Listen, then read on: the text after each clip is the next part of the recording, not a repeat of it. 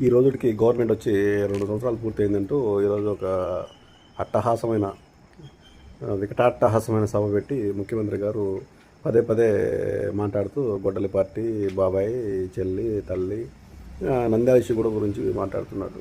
సరే, మినిమం నిన్న వెంటనే దొరికిపోయారు నంద్యాల ఇష్యూ. ఇంతవరకు మీరు అదే ఇంకా రిపీట్ చేస్తున్నారు. పోనీ బాబాయ్ గొడ్డలి అంటున్నారు.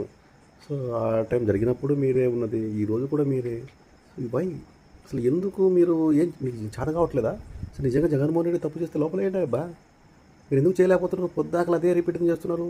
మొన్నటి వరకు లడ్డు లడ్డు అన్నారు, ఈరోజు మరి లడ్డు ఎందుకు మాట్లాడట్లేదంటే గట్టిగా పని చేస్తారు కాబట్టి. ఇందా కొద్దిగా బుద్ధి ఉన్నారు కదా, లేదా మీరే కదా ఉండేది.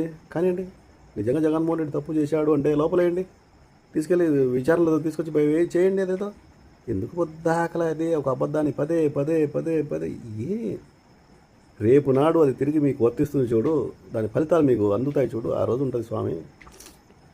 ఎందుకులే, మా నోటితో నేను చెప్పకూడదు.